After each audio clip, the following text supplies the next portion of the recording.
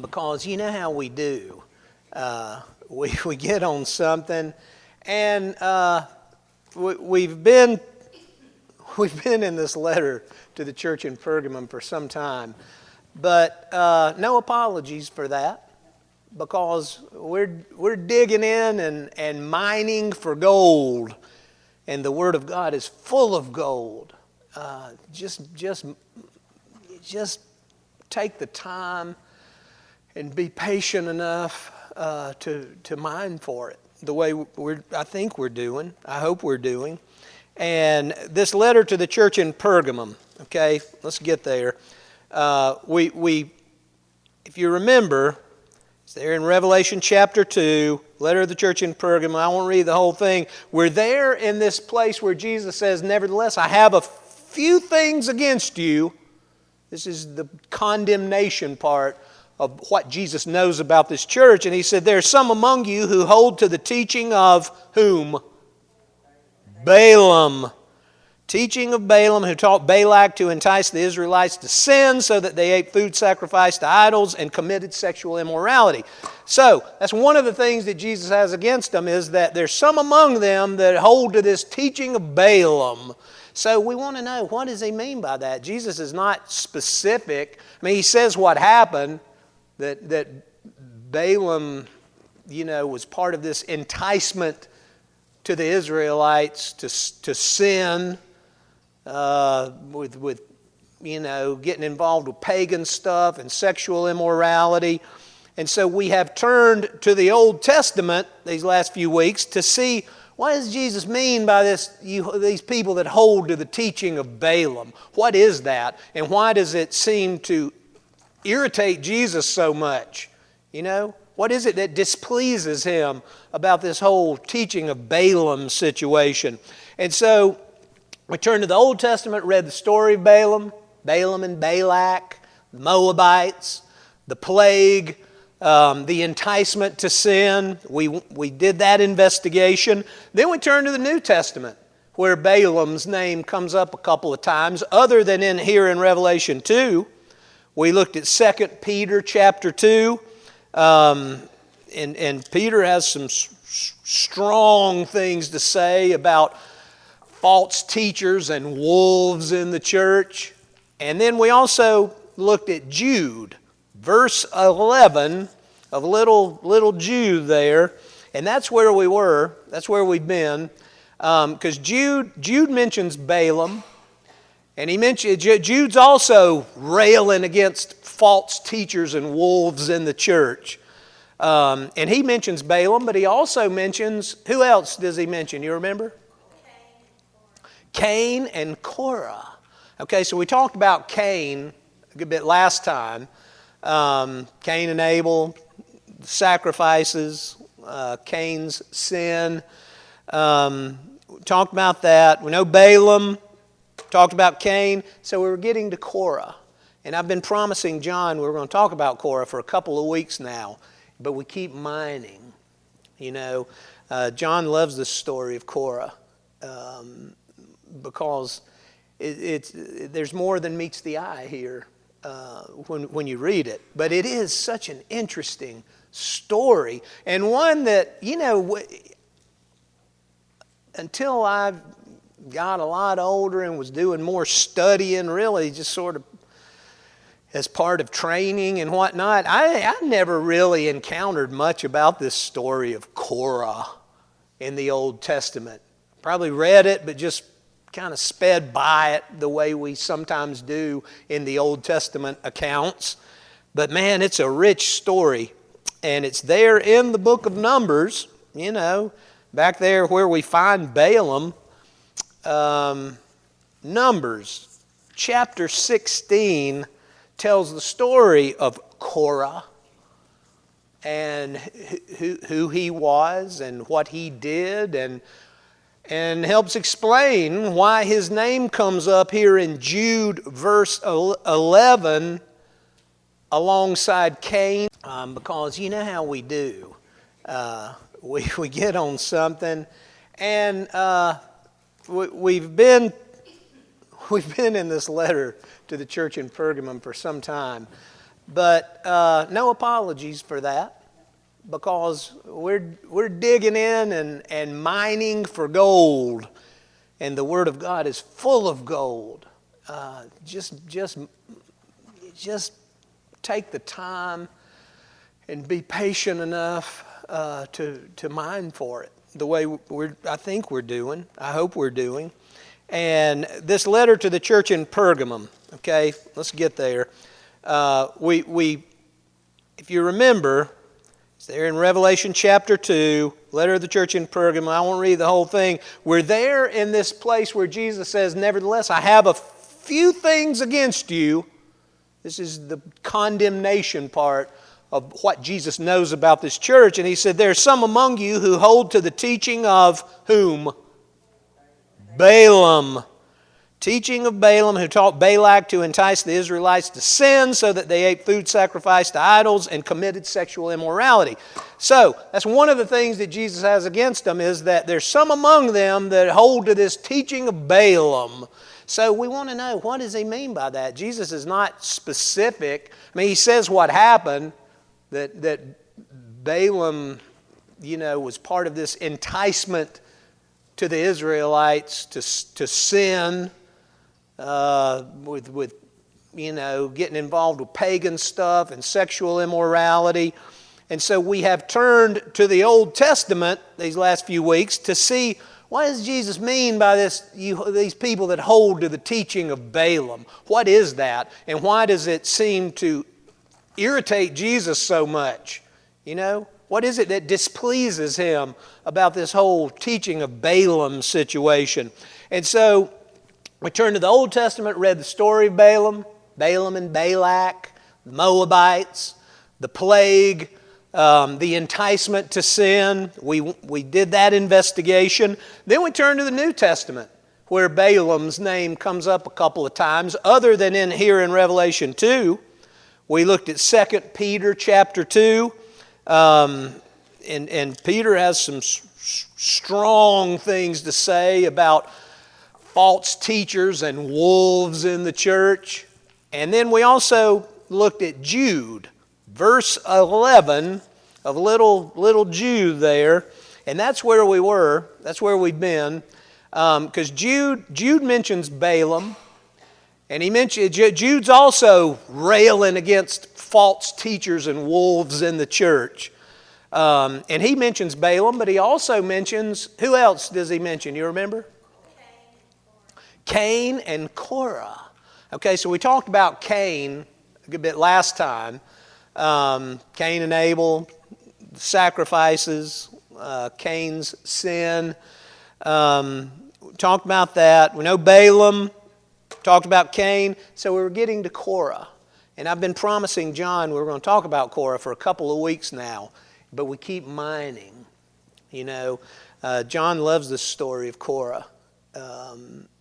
Because there's more than meets the eye here when you read it. But it is such an interesting story, and one that,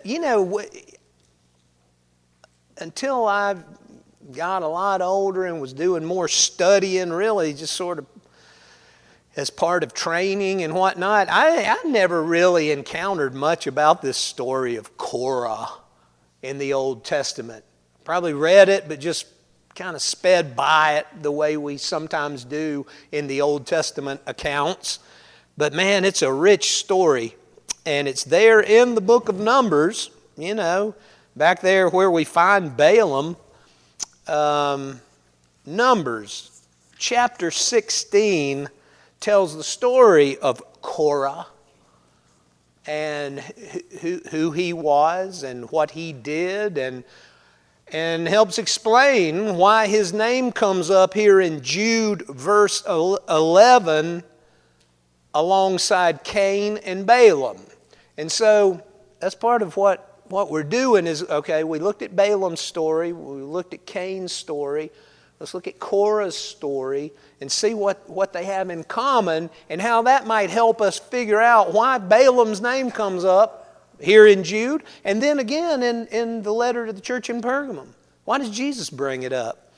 And there will be a lesson there for us as the church in Parisview, the church in Union Bleachery, called Parisview, that might help us avoid Jesus saying, no, nevertheless, I have a few things against you.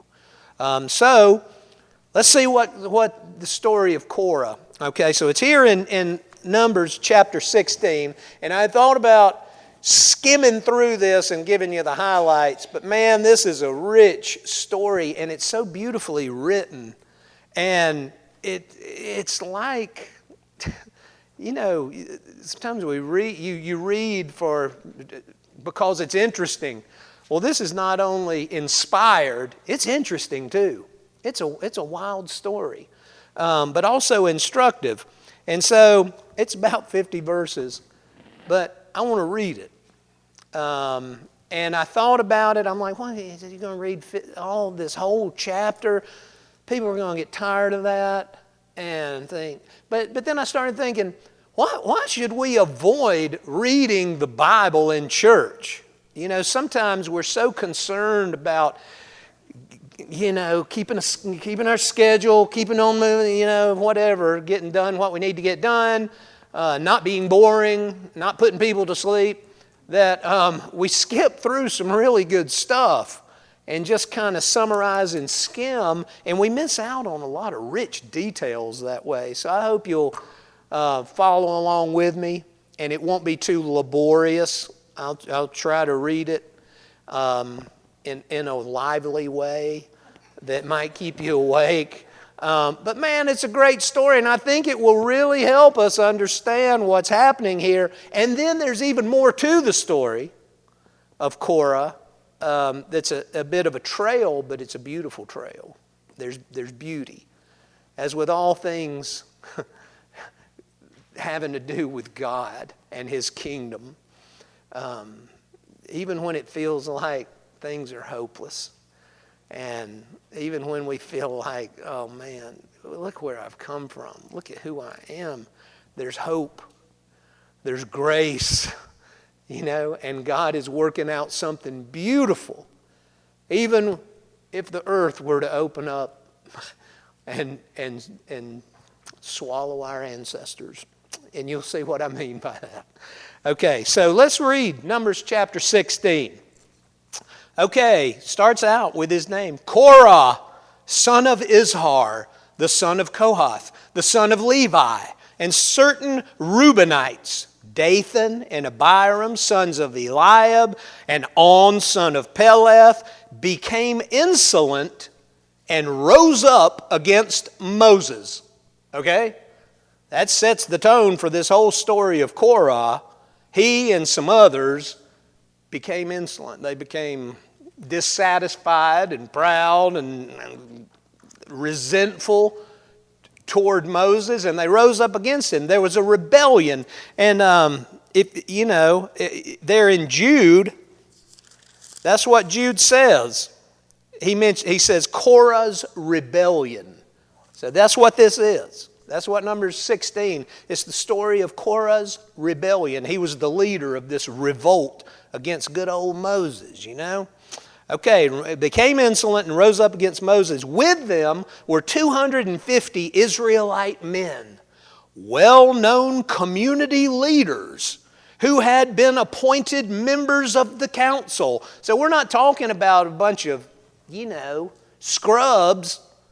We're talking about community leaders, men who had been appointed as, councilmen. I mean, these are upstanding, by all appearances, leaders of the Israelite community. They came as a group to oppose Moses and Aaron and said to them, "You have gone too far. The whole community is holy, every one of them, and the Lord is with them. Why then do you set yourselves above the Lord's assembly?" All right, so Moses and Aaron had been appointed by God to be the leaders of the Israelites. Moses was the leader. Aaron was the priest. They were doing what God had called them to do by leading the Israelites. So Korah and the 250 community leaders, they come to Moses and Aaron and say, who do you think you are? Everybody here is special to God. What makes you so special that you should be in charge and telling everybody what to do? So that's the genesis of the revolt. All right, so verse 4, when Moses heard this, he fell face down. Then he said to Korah and all his followers, in the morning the Lord will show who belongs to him and who is holy, and he will have that person come near him. The man he chooses, he will cause to come near him. You, Korah, and all your followers are to do this. Take censers, and tomorrow put burning coals and incense in them before the Lord. The man the Lord chooses will be the one who is holy. You Levites have gone too far. Moses does not take this insurrection lightly. And so Moses throws down this gauntlet, says, okay, all right, we're going to find out who's of the Lord and who's not of the Lord. And so he tells them, bring your little incense burners and put hot coals in it and come before the assembly. We're going to get together, and whoever, God will make it clear who's holy and who's not holy. So Moses throws down with him, you know. Okay, so Moses also said to Korah, now listen, you Levites, isn't it enough for you that the God of Israel has separated you from the rest of the Israelite community and brought you near himself to do the work of the Lord's tabernacle and to stand before the community and minister to them? In other words, he's saying, look, Korah, you and these Levites, God has given you special things to do in worship too. I mean, he's given you jobs to do at the tabernacle, at the tent of meeting. The Levites were there. They were working. They were special. They were called by God to do his work there in the temple, in the tabernacle. And Moses is saying, look, why are you so incensed about me and Aaron? God has set you apart too to do his work. And it just shows the hypocrisy of these people. And it also shows us it's not always people that we might think would come in and be troublemakers. These are leaders. These are community leaders and people who have special jobs in the tabernacle that are causing all this trouble. Because, ultimately, they're resentful of Moses and Aaron. They're jealous of Moses and Aaron. And they don't like it that Moses and Aaron have this authority given by God to be the leaders. So they start this insurrection. And Moses goes on, verse 10. He has brought you and all your fellow Levites near himself, but now you're trying to get the priesthood too. It is against the Lord that you and all your followers have banded together. Who is Aaron that you should grumble against him? Aaron had the priesthood, but it wasn't good enough for them. They didn't like the job they were doing because they didn't think it was important enough. They didn't like what God had given them to do, so they set their sights on Aaron and Moses too. Okay. Then Moses summoned Dathan and Abiram, the sons of Eliab, but they said, we will not come. Isn't it enough that you have brought us up out of a land flowing with milk and honey to kill us in the wilderness? Remember when we talked about how they grumbled in the wilderness? And now you also want to lord it over us. You can hear it in them. They really resent Moses and Aaron and their authority, God-given authority. Now you want to lord it over us. Moreover, you haven't brought us into a land flowing with milk and honey or given us an inheritance of fields and vineyards. Do you want to treat these men like slaves? No, we will not come. Moses sent for him and they said, no, we're not going to come. Look at what you've done to us. You brought us here in the wilderness. You're a terrible leader, and not just that, you're lording it over us. Okay? Then Moses became very angry and said to the Lord, do not accept their offering. I have not taken so much as a donkey from them, nor have I wronged any of them. I love that. That's a great verse. Moses is pleading with God. I've tried to do what's right here. I hadn't gotten in with these people. I'm not letting them, influence my leadership. I hadn't taken so much as a donkey from them. And so here, there's a kinship with, a donkey comes in the picture, kind of like in Balaam's story, right? Okay, so 16, Moses said to Korah, you and all your followers are to appear before the Lord tomorrow, you and they and Aaron. Each man is to take his censer and put incense in it, 250 censers in all, and present it before the Lord. You and Aaron are to present your censers also. So each of them took his censer, put burning coals and incense in it, and stood with Moses and Aaron at the entrance to the tent of meeting. When Korah had gathered all his followers in opposition to them at the entrance of the tent of meeting, the glory of the Lord appeared to the entire assembly. The Lord said to Moses and Aaron, separate yourselves from this assembly so I can put an end to them at once. You hear that message from God to Moses and Aaron? Like, y'all back up because I'm about to take care of all these people. But what did Moses and Aaron say? 22. But Moses and Aaron fell face down and cried out, "O God, the God who gives breath to all living things, will you be angry with the entire assembly when only one man sins?" So they're pleading for God's mercy. Even when all these people were rising up against them, they still were pleading for God to be merciful and not destroy everybody just for the sins of this small little faction.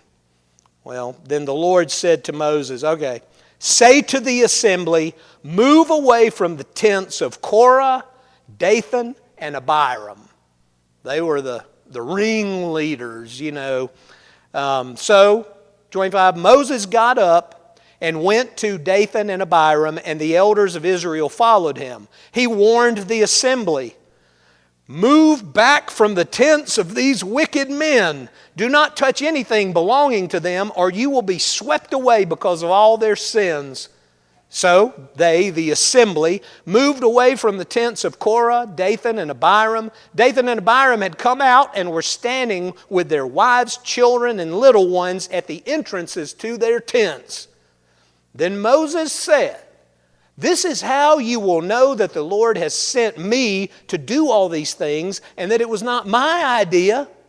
If these men die a natural death and suffer the fate of all mankind, then the Lord has not sent me.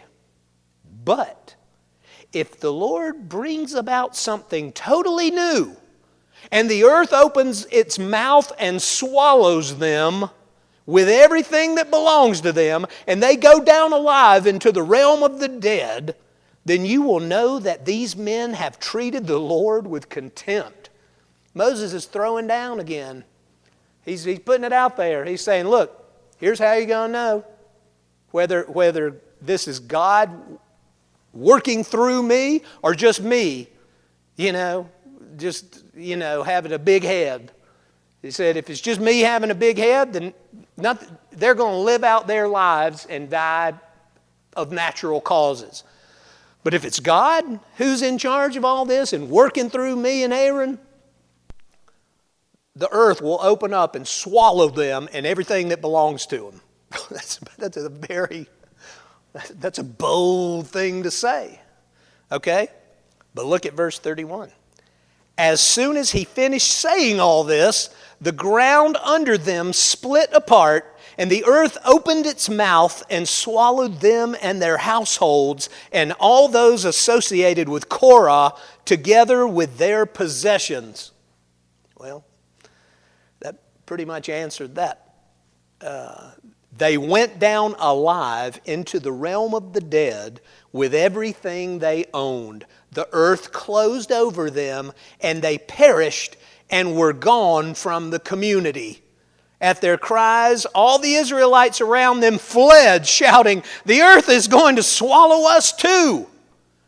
and fire came out from the Lord and consumed the 250 men who were offering the incense. So, there's a lesson there too. You got the ringleaders, and then you got the people who went along with it. There's culpability from the top all the way down. So even when other people are stirring it up and ringleading, we got to be very careful about who we choose to follow.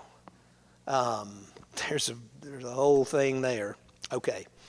Let's keep going. The Lord said to Moses, "Tell Eleazar, the son of Aaron, the priest, to remove the censers from the charred remains and scatter the coals some distance away, for the censers are holy. The censers of the men who sinned at the cost of their lives. Hammer the censers into sheets to overlay the altar, for they were presented before the Lord and have become holy. Let them be a sign to the Israelites." So they took their little incense holders, their little metal incense holders, and because they had indeed been presented to the Lord to make His decision and make His will known, they had been sanctified. And so the Lord told Moses to have people hammer them out and cover the altar with it as a sign to the Israelites. Be careful. Be careful what you do and who you follow. So Eleazar the priest collected the bronze censers brought by those who had been burned to death, and he had them hammered out to overlay the altar, as the Lord directed him through Moses. This was to remind the Israelites that no one except a descendant of Aaron should come to burn incense before the Lord, or he would become like Korah and his followers. So there was a reminder there, basically, do things the way God says to do them. That's the underlying message there. You know, no one except a descendant of Aaron should come to burn incense before the Lord. That's the specific command. But the underlying truth is, do things the way God says to do them. And that's at the heart of this whole thing. That's at the heart of Pergamum. That's at the heart of Cain, of Balaam, of Korah. We'll get there. But just take note of that. That sign to the Israelites. The overarching message is, I've told you how to do things. Do them that way. You know? Or you'll become like Korah and his followers. The next day, the whole Israelite community, they never would learn. The next day, the whole Israelite community grumbled against Moses and Aaron. "You have killed the Lord's people," they said. It's the same story over and over, isn't it?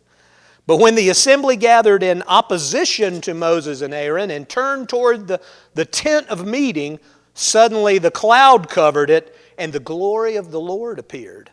Then Moses and Aaron went to the front of the tent of meeting, and the Lord said to Moses, "Get away from this assembly so I could put an end to them at once." And they fell face down. There's multiple lessons, but one is how angry it makes God when His people don't do things the way He says to do them. And when they grumble, and when they turn on each other, and when they, try to take matters into their own hands and stir things up. But man, doesn't it happen all the time? Look how angry it makes God. Get away from this assembly so I can put an end to them at once. He really gets fed up. But He's merciful. Okay. Then Moses said to Aaron, "Take your censer and put incense in it along with burning coals from the altar and hurry to the assembly to make atonement for them." So Moses sends Aaron to go in and make atonement for their sins, to appease God so He won't strike everybody down. Moses yet again, seeking God's mercy, even for these people who are grumbling at him and wanting to undermine his authority. He tells Aaron to go make atonement for them. Wrath has come out from the Lord. The plague has started. So Aaron did as Moses said and ran into the midst of the assembly. The plague had already started among the people. But Aaron offered the incense and made atonement for them. He stood between the living and the dead, and the plague stopped. But 14,700 people died from the plague, in addition to those who had died because of Korah. Then Aaron returned to Moses at the entrance to the tent of meeting, for the plague had stopped. Man, you know, there's another connection there, not just the donkey between Balaam and Korah, but also, remember, in the whole Balaam thing, 24,000 men died. The same type thing. And so,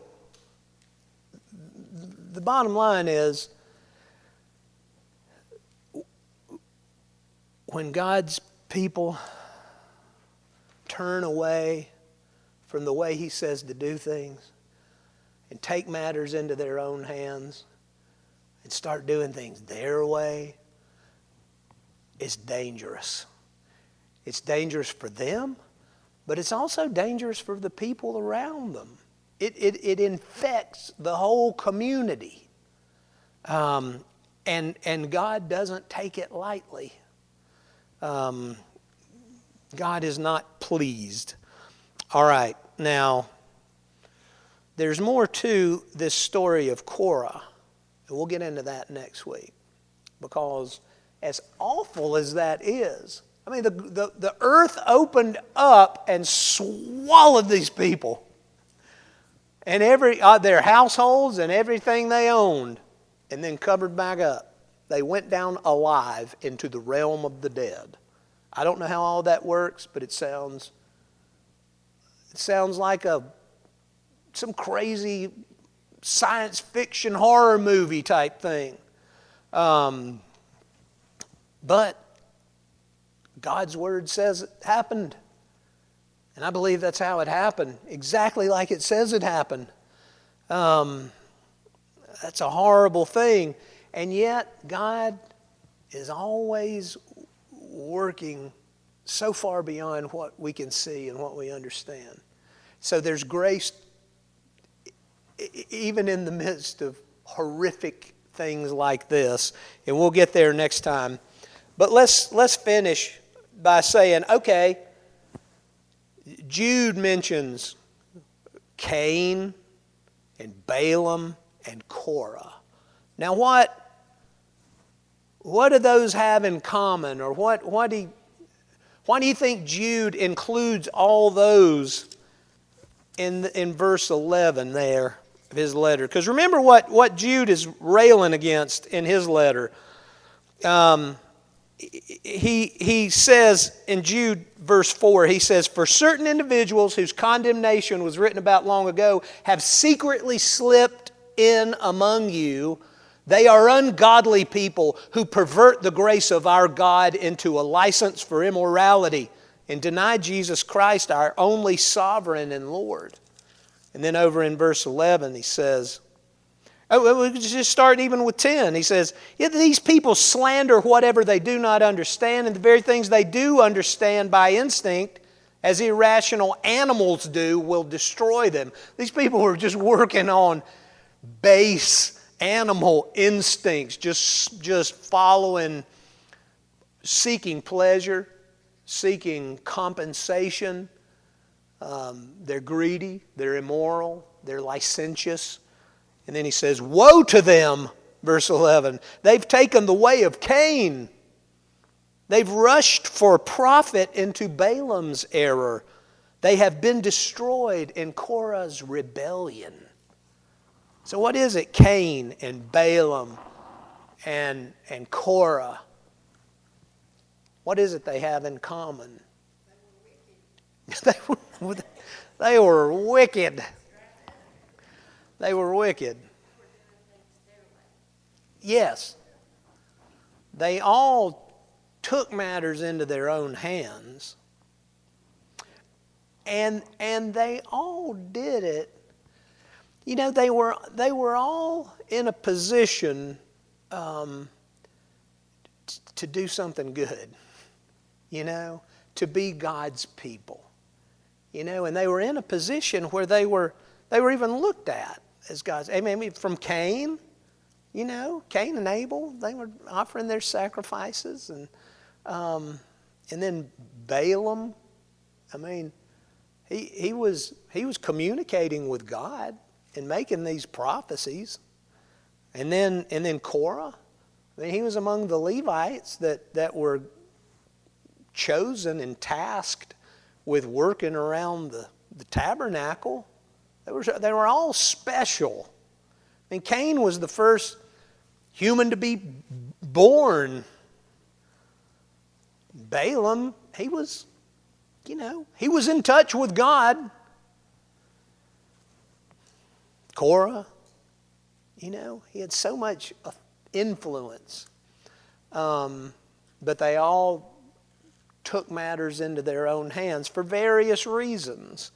You know, Cain, he got mad, and probably jealousy played a big part in that. He didn't like God calling him out. He didn't like his brother, you know, doing something better than he did. And Balaam,